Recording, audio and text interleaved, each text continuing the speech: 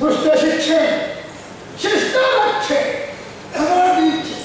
ಆ ದೀಕ್ಷೆಯನ್ನು ಹೊತ್ತವರು ನೀವು. ಶಿಕ್ಷಾ ರಕ್ಷಾಸನ ದೀಕ್ಷೆ ನಾವೇ ಕಲಿಯೋ ದೇವರೇ ಆಶ್ಚರ್ಯ ಆಗಿ ಹೋಯಿತು. ಯಾಕೆ ದೀಕ್ಷಿತರು ಅಂತ ಹೇಳಿದ್ರಲ್ಲ, ದೀಕ್ಷಿತರು ಎಂಬಲ್ಲಿಗೆ ನಿಮ್ಮ ಪೂರ್ಣ ಪರಿಚಯ ಸಿಗುವುದಕ್ಕೆ ಸಾಧ್ಯತೆ ಇಲ್ಲ. ನೀವು ಯಾವ ಊರಿನ ದೀಕ್ಷಿತರು, ನೀವು ಯಾವ ಪುಣ್ಯಕ್ಷೇತ್ರದ ದೀಕ್ಷಿತರು, ಈಗ ಯಾವ ಪುಣ್ಯಕ್ಷೇತ್ರಕ್ಕೆ ಹೊರಡುವುದಕ್ಕಾಗಿ ಬಂದ ದೀಕ್ಷಿತರು, ಅಥವಾ ಯಾರಿಗೆ ದೀಕ್ಷೆ ಕೊಡುವ ದೀಕ್ಷಿತರು, ದೀಕ್ಷೆ ಕೊಡುವ ಕಾಯಕವನ್ನು ಇರಿಸಿಕೊಂಡು ಹೊರಟ ದೀಕ್ಷಿತರು ಒಂದು ನಮಗೆ ಬೇಕಾಗಿದೆ. ಅವನಿನೊಳ ಅಚ್ಚರಿಯ ತಂದೆ. ಯಾಕೆಂದ್ರೆ ಚರಿತ್ರೆಯವರು ಅರಸು ಮಕ್ಕಳು 87 ನಾವು ಈಗಾಗಲೇ ಕಾಲಾಗ್ರಹದಲ್ಲಿ ನಿಲ್ಲಿಸಿದವ. ಆ 87 ಮಕ್ಕಳ ಹುಯಿಲನ್ನು ಆಲಿಸಿ ಅಥವಾ ಅವರಿಂದ ಪ್ರತ್ಯೇಕಗೊಂಡ ಯಾವತ್ತಾದರೂ ಆ ಕರೆಯನ್ನು ಆಲಿಸಿ ಅವರನ್ನು ಬಿಡಿಸುವುದಕ್ಕಾಗಿಯೇ ಬಂದವರು ಹೇಗೆ ಅದೇ ಹೌದು ಅಂತಾದರೆ ಆಶ್ಚರ್ಯ, ಪರಮಾಶ್ಚರ್ಯ. ಆ ಆಶ್ಚರ್ಯ ಮತ್ಯಾವುದಕ್ಕಲ್ಲ, ನಾಗದನ ಹಿರಿಯನ್ನು ಹೊಂದಿ ನಿಂತಂತೆಯೇ ಆಶ್ಚರ್ಯ. ಈ ಚಿತ್ರವೆಂಬುದಕ್ಕೆ ನಿಮ್ಮ ಹೆಸರದು ಅಂತ ಆಗುವುದಿಲ್ಲ. ನಿಮ್ಮ ನಿಜವಾದ ಪರಿಚಯ ಏನು ಈಗ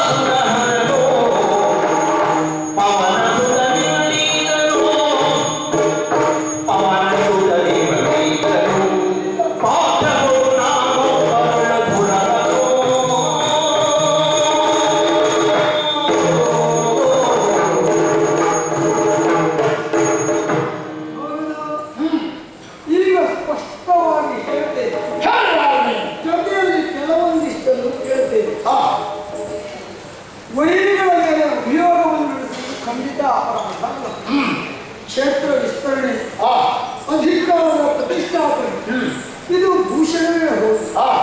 ಆದರೆ ಯಾರು ಸೋತು ತಲೆದಗ್ಗಿಸುತ್ತಾರೆ ಅಂಥವರನ್ನು ಮನ್ನಿಸಿ ಅವರಿಗೆ ಸ್ವತಂತ್ರವಾಗಿ ಬದುಕುವಂತ ಅವಕಾಶವನ್ನು ಕಲ್ಪಿಸಿಕೊಡಬೇಕು.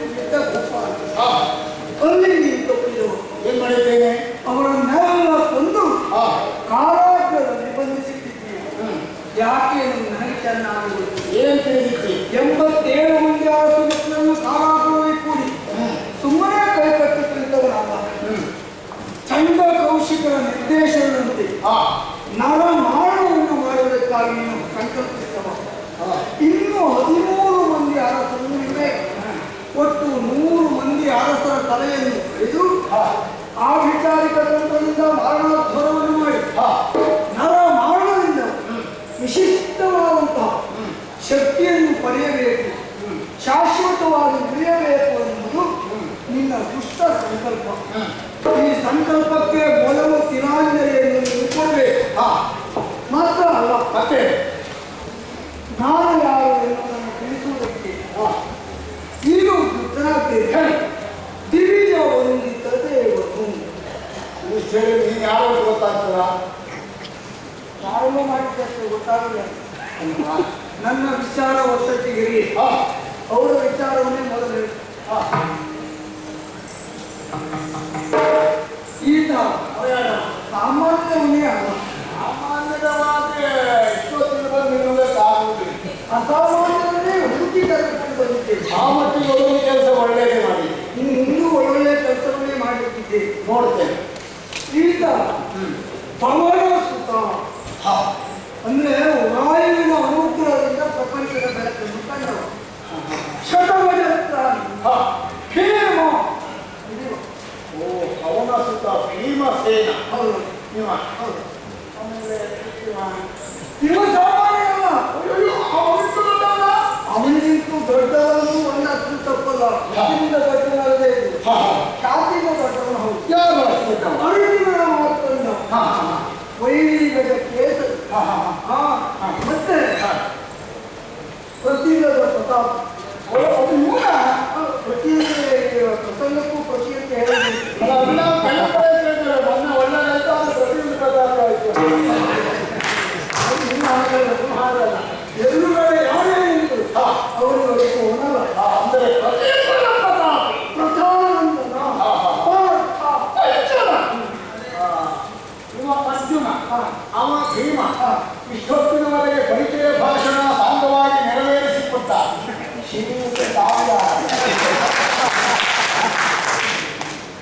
ನಮ್ಮ ಮೂರಲ್ಲಿ ಒಂದು ವಿಶೇಷತೆ ಒಂದು ಏನು? ಅವರಿಬ್ಬರಿಗೆ ಪರಿಚಯ ಹೇಳೋದಕ್ಕೆ ಬರುವುದಿಲ್ಲ ಅಂತಿಲ್ಲ. ಆದ್ರೂ ನೀನೇ ಹೇಳು. ನಾವು ಬರುವಾಗಲೇ ಮಾತಾಡಿಕೊಂಡೇ ಬಂದಿದ್ದೇವೆ. ಏನಂತ? ನಾವು ನೀವು ಹೋದ್ರು ಒಬ್ಬರೇ ಮಾತಾಡಬೇಕು.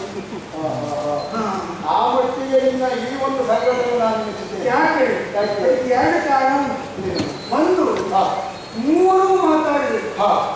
ಏಕಮುಖವಾದಂತಹ ಅಭಿಪ್ರಾಯ ಪ್ರಕಟವಾಗ್ತದೆ ಅಂತ ಹೇಳುವುದಕ್ಕಾಗ ಒಬ್ಬೊಬ್ಬರು ಹೇಳ್ತಾರೆ ಅಲ್ವಾ?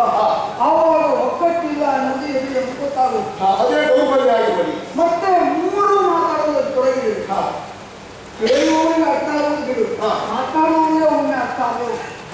ಆದ್ದರಿಂದ ನಾವು ಒಬ್ಬರೇ ಮಾತಾಡ್ತೇವೆ. ಈ ಸಂದರ್ಭ ಬಂದ್ರೆ ಮಾತಾಡಬೇಕು. ಆ ಮಟ್ಟಿಗೆ ನಿನಗೆ ಬಹಳ ಸಹಕಾರ ಕೊಟ್ಟಿದ್ದಾರೆ. ನನಗೆ ಆಶ್ಚರ್ಯ. ಯಾಕೆ ಸಹಕಾರ ಕೊಟ್ಟಿದ್ದಾರೆ? ಅವರಿಗೆ ಅದಕ್ಕಿಂತ ಮೊದಲು ನಾನು ಬಹಳ ಸಹಕಾರ ಕೊಟ್ಟವ. ಸಹಕಾರ ಮಾತಾಡ್ತಾ ಇದ್ದಾರೆ, ಕೆಲವರಿಗೆ ನೀನು ಮಾತಾಡಲಿಲ್ಲ. ನಮ್ಗೆ ಕಡಿಮೆ ಆಗ ಅವ್ರು ಮಾತಾಡಿದ್ರೆ ನಮಗೆ ನಾವು ಮಾತಾಡೋ ಓಕೆ. ಸರಿ, ಕಡಿಮೆ ಹೋಗೋಣ. ಅಸುರ ಗೊತ್ತಾಗಿದೆ. ಒಂದು ಸಮಸ್ಯೆ ಆಯ್ತು. ನೀನು ಹೇಗೆ ಹೇಳಬೇಕು ಅಂದ್ರೆ ಹೆಸರೇ ಸಮಸ್ಯೆ ಇಲ್ಲ. ಅದು ನೀವು ಸಮಸ್ಯೆ ಆಗ್ತಾ ಉಂಟಲ್ಲ, ಅದು ಹಿರಿಯ ಹೊಂದಿದ್ದದೆ ಅಂತ ಅರ್ಥ ಆಗುವುದಿಲ್ಲ. ಅಸುರಾಹ ಅಂತ ಹೇಳಿದ್ರೆ ಹೀಗೆ ಹಿಡಿದ ಕಾರ್ಯವನ್ನು ಚ್ಯುತಿ ಇಲ್ಲದೆ ಮಾಡಿ ಪೂರೈಸುವನಾದ್ದರಿಂದ ನನ್ನನ್ನು ಅಚ್ಯುತ ಅಂತ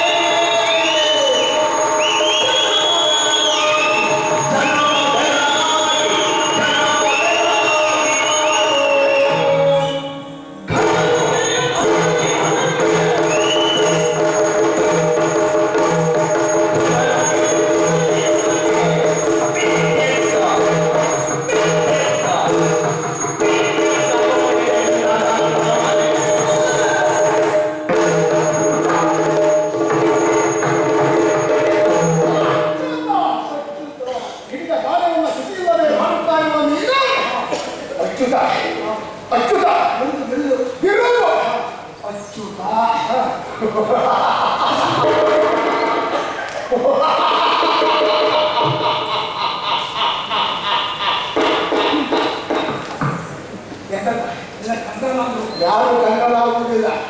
ನಮ್ಮ ಸಾಧನೆಗೆ ಕೊಟ್ಟಿರುವವರೇ ಮುಸಲಿರ್ತದೆ ಎಂದು ನಮ್ಮವರಿಗೆಲ್ಲ ಗೊತ್ತಿಲ್ಲ. ಸುಧಾರಿಸಿಕೊಳ್ಳುತ್ತಾರೆ ಭರವಸೆ ಉಂಟು. ಆದರೂ ಬಿಟ್ಟು ಕಣ್ಣನ್ನು ಮುಂಚೆ ನೋಡ್ತಾ ಇದ್ದಾರೆ. ನೀನು ಅಚ್ಯುತ ಅಂತ ಹೇಳಿದೆಯಲ್ಲ, ಎಲ್ಲರ ಅಚ್ಯುತನ ಮಾತನ್ನು ನಿನ್ನ ಮಾತು ಕೇಳಿದಾಗ ನನಗೆ ನಗು ತಡ್ಕೊಳ್ಳಿಕ್ಕಾಗಲಿಲ್ಲ. ಮಾತು ಕೇಳಿದ್ರು ಇನ್ನೇನು ಈ ನಗೆಯ ಬಗೆಯ ಖಂಡಿತ ಉಂಟು. ನಮಗೆ ಅತೀ ಆಶ್ಚರ್ಯ ಆದಾಗ ಯಾವುದೋ ಒಬ್ಬ ವ್ಯಕ್ತಿಯ ಕುರಿತಾಗಿ ನಾವು ಬಹಳಷ್ಟು ನಿರೀಕ್ಷೆ ಮಾಡಿ ಅದು ಏನು ಅಲ್ಲ ಅಂತ ಗೊತ್ತಾದ ಕ್ಷಣ ಇಷ್ಟೊತ್ತು ಸುಮ್ಮನೆ ನಾನು ಹೆದರ್ಕೊಂಡಲ್ಲ ಅಂತ ಆಗಲೇ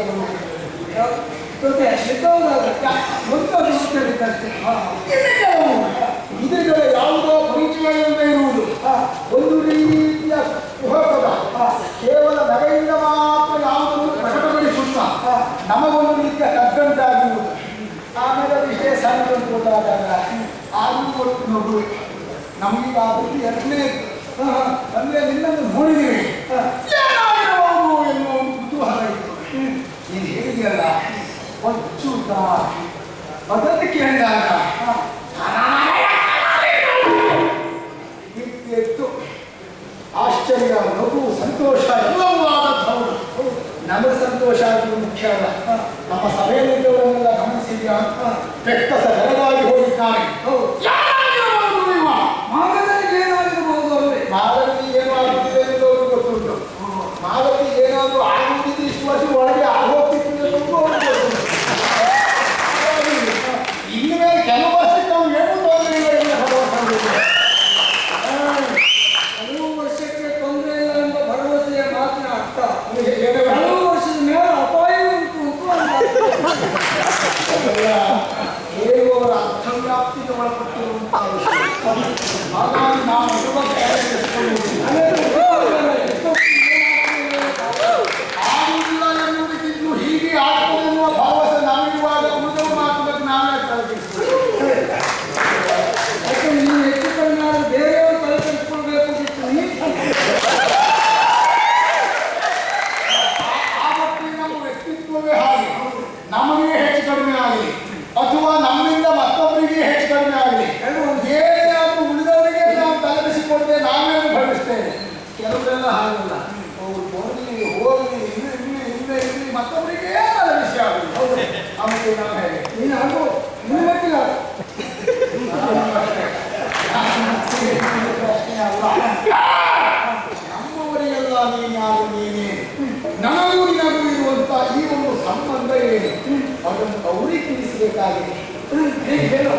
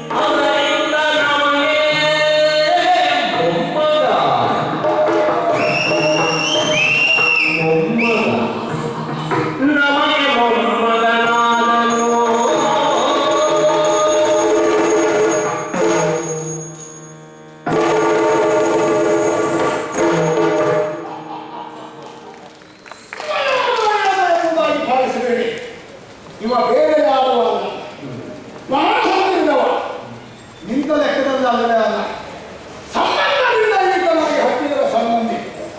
ಮಥುರಾವಲಂಬನಾಗಿರುವಂಥ ಕಂಸ ನನ್ನ ಒಡೆಯ, ನನ್ನ ಹೆಣ್ಣಪ್ಪಳಾಗಿರುವಂಥ ಅಸ್ಥಿಪ್ರಾಸ್ತಿಯನ್ನು ಆ ಕಂಸನಿಗೆ ಕೊಟ್ಟು ಮದುವೆ ಮಾಡಿಸಿದವ ನಾನು.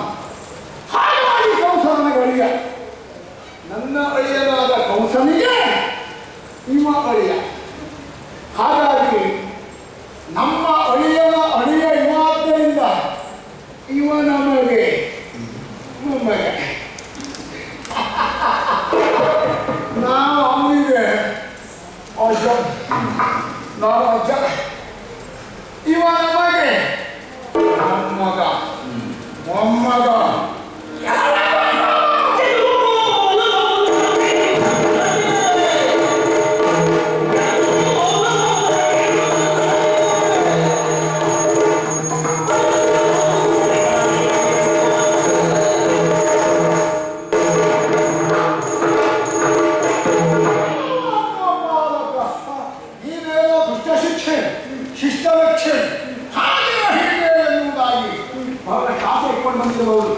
ಅದೆಲ್ಲ ನಾಗದ ಎದುರಿನಲ್ಲಿ ನಡೆಯುವುದಕ್ಕೆ ಸಾಧ್ಯವೇ ಇಲ್ಲ. ನೀನೆಷ್ಟಾದರೂ ಒಬ್ಬ ಗೋಪಾಲಕ, ನಿನ್ನ ಆಟೋಟೋಪ ಏನು ಇಲ್ಲಿ ನಡೆಯುವುದಕ್ಕೆ ಸಾಧ್ಯತೆ ಇಲ್ಲ. ನೀನು ನಮಗೆ ಲೆಕ್ಕವೂ ಅಲ್ಲ. ನಿನ್ನ ವಿಷಯ ಬಿಡು, ನಿನ್ನ ಸಂತರಿಸಿಕೊಂಡಿದ್ದಾರಲ್ಲ, ಓ ಇಲ್ಲಿ ಬಂದು ಮಾತಾಡಬೇಕು.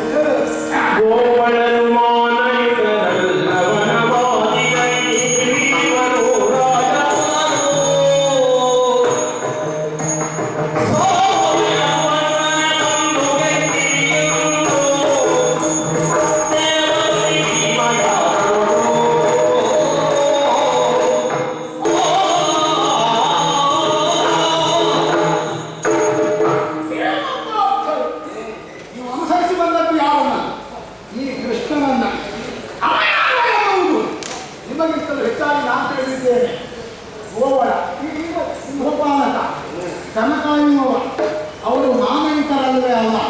ನಿಮ್ಮಂತಹ ಕ್ಷತ್ರಿಯ ಕುಮಾರರು ಸೇರಬೇಕಾದದ್ದು ನಾನು ನನ್ನಂಥವನಲ್ಲಿ. ಅವನನ್ನು ಸೇರಿ ಅವನನ್ನು ಬಯಸಿ ನೀವು ಬಂದಿರಿ ಅಂತ ಆದರೆ ಸಾವನ್ನೇ ಬಯಸಿ ಬಂದಂತಾಗಿತ್ತು. ಇಡೀ ಅವನನ್ನ ಹನಿಗಂಬ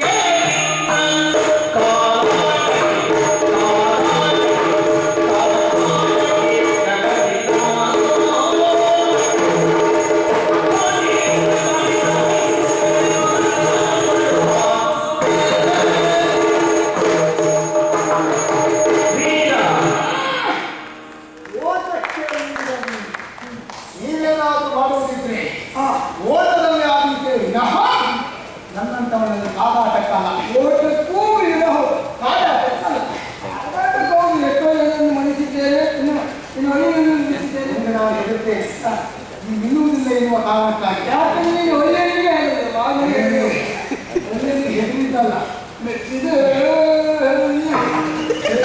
ನೋಡ್ತಾರೆ ಮೆಚ್ಚಿದೆ ಅಂತ ಹೇಳಿದ್ದಿಲ್ಲ ಅದು ಮೆಚ್ಚಿದೆ ಪರ್ಯಾಯ ಮೆಚ್ಚಿದೆ ಹೆದರಿಕೆ ನೀವು ಒಂದು ಬಾರಿ ಮೆಚ್ಚಿದೆ ಅಂತ ಹೇಳಿದ್ರೆ ನೋಡಿದ್ದೀರಿ ನಾವೆಲ್ಲ ಮೆಚ್ಚಿದ್ದೇವೆ ಅಂತ ಹೇಳಿ ಬರ್ತೇವೆ ಮಗಳನ್ನು ಸಂಬಂಧ ಮಾಡ್ಕೊಂಡಿರ್ತೇನೆ ಜಾತಿಯ ತಂತ್ರ ಒಬ್ಬ ಬಲಾಢ್ಯ ಇದ್ದಾನೆ ಅಂತಾದ್ರೆ ಅವನಲ್ಲಿ ದ್ವೇಷ ಕಟ್ಟಿಕೊಳ್ಳುವುದಲ್ಲ ಸಾಧಾರಣ ನಮಗೆ ದಾರಿ ಬರ್ತಾನೆ ಅಂತ ಸಂಬಂಧ ಮಾಡ್ತೇವೆ ಅದೇ ನೀನು ಬಂದದ್ದಾದ್ರೆ ನೀನಾಗಿ ಕೇಳಿದ್ರು ಕೊಡುವುದಿಲ್ವ ಇವತ್ತು ಯಾಕೆ ನೀನು ಅಪಾಯ ಅಂತ ಇಲ್ಲ ನಾನು ನಿನ್ನನ್ನು ಮೆಚ್ಚುವುದೂ ಇರುವಾಗಿತ್ತು ನಿನಗೆ ನನ್ನ ಮಾವ ಕೂತನಂತವನೇ ಒಳ್ಳೆಯ ಸರಿ ಅವನು ಎಷ್ಟು ವರ್ಷ ಬದುಕಿದ್ದಾನೆ ಅನ್ನೋದು ಮುಖ್ಯ ಅಲ್ಲ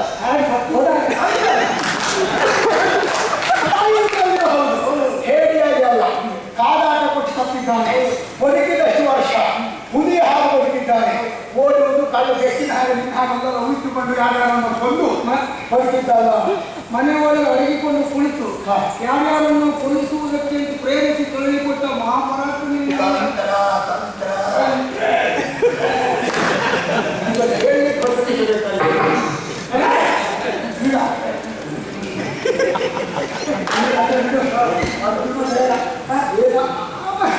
ನಮಗೆ ಲೆಕ್ಕಾಚಾರ ನಾವು ಪ್ರತಿದಿನ ಪ್ರತಾಪ್ ಇರ್ಬೋದು ಒಂದು ಕಡೆ ನಮ್ಮಲ್ಲ ಮತ್ತು ನಿನ್ನ ಕಡೆ ಯಾರೇ ಸ್ವಲ್ಪ ಹೊತ್ತು ಏನಾದ್ರು ನಿಲ್ಲುವುದಿದ್ರೆ ಕಾಲಾಟ ಮಾಡ್ತಾನೆ ಅಂತಲ್ಲ ನಮ್ಮ ಎದುರು ಸ್ವಲ್ಪ ಕಣ್ಣಿಗೆ ಕಣ್ಣು ಕೊಟ್ಟು ನಿಲ್ಲುವುದಿದ್ರೆ ನಮ್ಮನ್ನು ಸ್ವಲ್ಪ ನಿಲ್ಲುವ ಲಕ್ಷಣ